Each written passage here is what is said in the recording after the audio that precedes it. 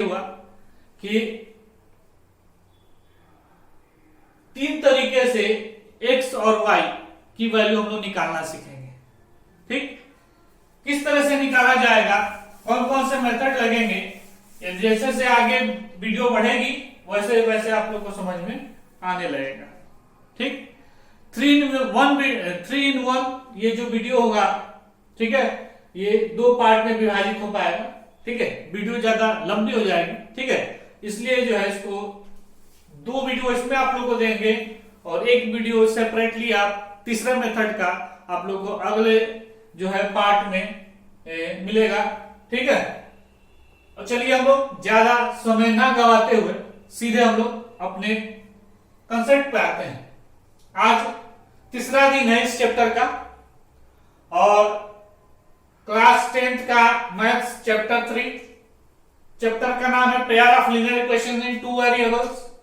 और जो मेथड हम जो कंसेप्ट पढ़ने वाले हैं, हम लोग क्या करने वाले हैं, linear equation in two variables, यानी कि दो वेरिएबल्स जो दिखते हैं ना, एक्स और वाई जो वेरिएबल्स दिखते हैं, इनकी वैल्यू कैसे निकाली जाएगी, अलजेब्रिकली कैसे इसको सॉल्व किया जाएगा। ठीक है, उसको हम लोग सीखेंगे। तो नॉर्मल भाषा में, आम भाषा में कह सकते हैं, ये सोच सकते हैं कि हम लोग एक्स और वाई की वैल्यू निकालना सीखेंगे। एक्स और वाई की वैल्यू निकालना सीखेंगे। इसमें एक्स वाई की वैल्यू निकालने की कितनी मेथड्स हैं, बहुत तीन तरीके के मेथड्स हैं आपके। सबसे पहला आपका सब्स्टिट्यूशन मेथड, पहला है आपका क्या, सब्स्टिट्यूशन मेथड। दूसरा है आपका एलिमिनेशन मेथड। आपका तीसरा हो जाएगा cross multiplication method. Cross multiplication method, ये तीन मेथड है। इसका ये पार्ट 1 होगा। पार्ट 1 में हम लोग ये इन दोनों मेथड के बारे में डिस्कस करेंगे। ठीक है, आपका सब्स्टिट्यूशन मेथड और एलिमिनेशन मेथड। ठीक, और ये जो है क्रॉस मल्टीप्लिकेशन मेथड। डे 3 का दो पार्ट बनेगा, पार्ट 1 और पार्ट 2। ठीक है, चलिए, तो डे 3 का ये पार्ट 1 है।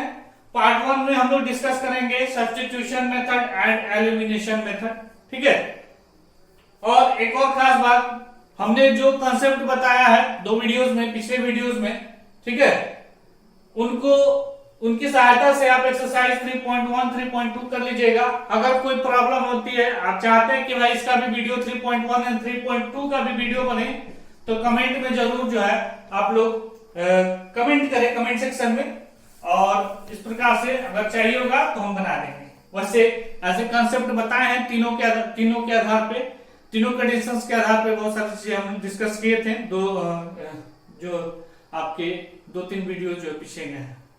और आपको मान लीजिए इस चैप्टर का और वीडियोस जो बच्चे नहीं देख पाए हैं, वो देखना चाहते हैं, तो डिस्क्रिप्शन में हम लिंक दे देंगे। ठीक है, वहां से आप लोग जो है दोबारा जो है कंसेप्ट को समझ के आगे क्वेश्चंस लगा सकते हैं। ठीक है, आज जो हम लोग सीखने वाले हैं ये दो ही सीख पाएंगे। ठीक है, ये तीसरा जो आराम से अकेले इसको समझाएंगे, तीसरे वाले को, क्रॉस मल्टीप्लिकेशन मेथड को। ठीक है, तो ये जो डे 3 है दो भागों में बटेगा, यानी कि पार्ट 1 और पार्ट 2। तो पार्ट 1 में इन दोनों को डिस्कस करेंगे हम लोग। चलिए हम लोग डिस्कस करते हैं और एक ही इक्वेशन को सॉल्व करने का प्रयास करेंगे। एक इक्वेशन को लेके और हम समझाने का प्रयास करेंगे। चलिए हम एक एग्जांपल के द्वारा ही एक लेते हैं, इक्वेशन एक मान लेते हैं। हम लोग पहला सब्स्टिट्यूशन मेथड सॉल्व करने वाले हैं। 7x - 15y = 2x + 2y = 3। इन दोनों को सॉल्व करते हैं। चलिए, इक्वेशन 1 है और ये इक्वेशन 2 है। हम लोग सब्स्टिट्यूशन मेथड का यूज करेंगे। सब्स्टिट्यूशन मेथड क्या, सब्स्टिट्यूट करना। सब्स्टिट्यूट मतलब रिप्लेसमेंट। रिप्लेसमेंट नहीं समझ में, अदला बदली। अदला बदली मतलब क्या है, अदला बदली एक्सचेंज करना एक तरह से कर सकते हैं। यानी कि देखते हैं फुटबॉल या क्रिकेट होता है, तो प्लेयर अगर थक जाता है तो उसके जगह पे दूसरा प्लेयर क्या करता है, आ जाता है। ठीक है, तो इस प्रकार से कुछ हम लोग कंसेप्ट रिप्लेसमेंट वाली कंसेप्ट इसमें लगेगा। ठीक है, चलिए देखते हैं। फ्रॉम इक्वेशन 1 हम लोग 7x minus 15y equal to 2 लेते हैं। इसमें से आपको क्या करना रहता है, तो आपको x या y की सिंगल वैल्यू किसी की निकालोगे। मान लीजिए हम यहाँ पे x की वैल्यू निकालिए अपॉन में 7, x equal to 2 plus 15y upon में क्या हो गया 7, ये x की वैल्यू रही। ठीक है, चलिए ये x की वैल्यू रही, तो अब हम लोग x की वैल्यू को क्वेश्चन 2 में पुटिंग इक्वेशन 1 इन इक्वेशन 2, जो इक्वेशन 1 की वैल्यू है इक्वेशन 2 में रखते हैं। Putting the value of x, ऐसे करते हैं, putting the value of x in equation 2। Putting value of x in equation 2 में अगर x की वैल्यू को रखते हैं, चलिए x plus 2y equal to 3 है। चलिए x की जगह पे हम ये वैल्यू रखते हैं 2 प्लस 15y अपॉन में 7 प्लस 2y इक्वल टू 3। चलिए सॉल्व करते हैं। अब देखिए, अब सिंगल वेरिएबल में आ गया ना, अब सिंगल वेरिएबल में आसानी से सॉल्व कर सकते हैं हम लोग। चलिए देखते हैं आगे सॉल्व करके। 2 प्लस 15y अपॉन में 7 प्लस 2y इक्वल टू 3, चाहे यहां से भी हो जाएगा, इसको क्या करना है, x की वैल्यू रख दिए। चलिए एलसीएम ले लेते हैं, 2 प्लस 15y हो जाएगा और 2 7 जा 14y इज इक्वल टू कितना हो गया 3 हो जाएगा। अब जो है 2 15 और 14 कितना हो जाएगा 9 2 यानी कि 29 y अपॉन में क्या हो जाएगा 7 हो जाएगा आपका, इक्वल टू क्या है 3। तो यहां से आप जो है क्या कर लेते हैं 29y इक्वल टू 21, 7 3 या क्रॉस मल्टीप्लाई करते हैं, 7 3 जा 21, तो 29y इक्वल टू ये उधर जाएगा कितना हो जाएगा 19 हो जाएगा, 2 उधर जाएगा 19 हो जाएगा, तो y इक्वल टू कितना होगा 19 अपॉन 29। ये हमारा क्या हो जाएगा y की वैल्यू हो जाएगी 19 अपॉन 29। अब चलिए हमारे पास y की वैल्यू तो निकल गई, सब्स्टिट्यूशन देखिए x की वैल्यू निकाली है और क्या कर रहे हैं दूसरे में रख रहे हैं। चलिए आगे बढ़ते हैं और क्या करते हैं x की वैल्यू निकालते हैं। अब y की वैल्यू हम आसानी से रख सकते हैं, 2 प्लस 15y अपॉन में 7 है, तो 2 प्लस 15 y की वैल्यू रखी है 19 अपॉन 29 डिवाइडेड बाय क्या है 7। इसको सॉल्व करेंगे तो कितना हो जाएगा 2 प्लस 59 जा 135 3 15। चलिए सॉल्व करने पर यानी कि कुल मिला के इसको मल्टीप्लाई करने पर कितना आ जाएगा 15 इंटू 19 करने पर आपका जो रिजल्ट आएगा वो कितना आएगा। चलिए देखिए फिर से ध्यान समझने का प्रयास करते हैं, इसमें आप लोग सॉल्व कर लीजिए इसको। ठीक है, 2 प्लस इसको मल्टीप्लाई कर दे तो 9 2 जा 18, 2 2 जा 4 और 2 9 जा 18, 2 2 जा 4 प्लस 1 5, 15 9 जा 135 होता है, 13 लग जाएगा, 15 1 जा 15, तो ये जुड़ेंगे तो 28 आ जाएगा आपका डिवाइडेड बाय 29 एंड अपॉन कितना हो जाएगा 7।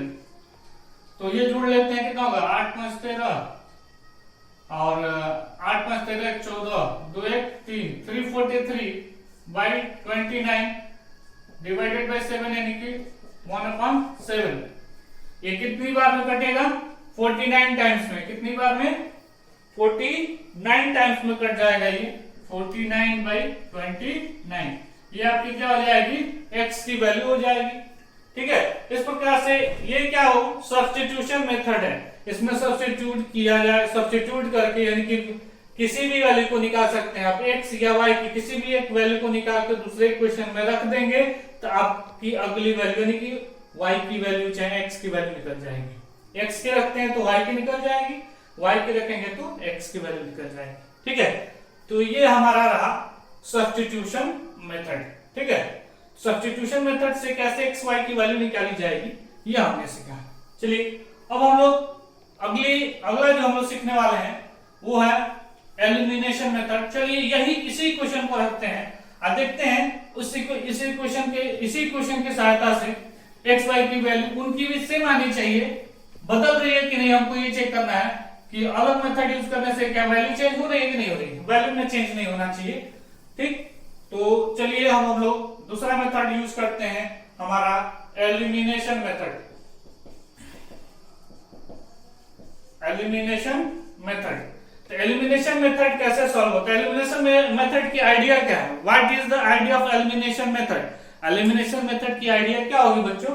तो ध्यान से देखिएगा, एलिमिनेशन मेथड की आइडिया क्या होगा, तो ध्यान से देखिएगा। हमें यही सोचना रहता है कि x वाले टर्म को या y वाले टर्म को हम इक्वल कैसे करें ताकि वो क्वांटिटी क्या हो जाएगी, कैंसिल हो जाएगी, बस ये ध्यान रखना है। चलिए हम ये 7x है तो हम इसको 7x बनाना चाहते हैं, इसको 1 से करते मल्टीप्लाई, इसको होल इक्वेशन को 7 से मल्टीप्लाई करते हैं। चलिए इक्वेशन 2 की बात करते हैं। 1 की तो सही हो गया, तो 1 तो वही होगा 15y = 2, लेकिन इक्वेशन 2 बदल जाएगा, होल इक्वेशन में 7 से मल्टीप्लाई करेंगे, 7x 7 2 जा 14y और 7 3 जा 21। ये आपका क्या हो जाएगा, घट जाएगा, ये कट गया, ये कितना हो जाएगा -29y = कितना हो गया -19, y की वैल्यू 19/20, ये आपकी y की वैल्यू हो गई। आसानी से निकला, ये आसान रहता है एलिमिनेशन मेथड जो है, बाकी जो मेथड्स होते हैं उससे थोड़ा बहुत सही रहता है ये। चलिए अब आते हैं किसी भी वैल्यू को, मान लीजिए इक्वेशन 2 में y की वैल्यू को, putting value of y in equation 2, question 2 में रखते हैं। चलिए x + 2, y की वैल्यू 19/20, 9 = 3, एकदम वही आ गया चीज। ठीक, तो कैसे किया जाएगा इसको, चलिए ध्यान से देखेंगे।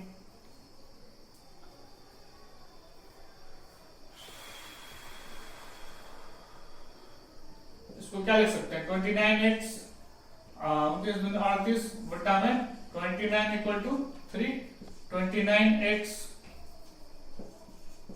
+ 38 = 3 9 = 27, 3 2 = 6 और 2 कितना हो जाएगा 8, 29x = 87 - 38, 29x = 9 हो जाएगा ये, और ये यहाँ पे कितना हो जाएगा 7 3 4, यानी कि x की वैल्यू 49/29। देखिए इसमें भी वही वैल्यू आ रही है जो सब्स्टिट्यूशन मेथड से हमने सॉल्व की थी।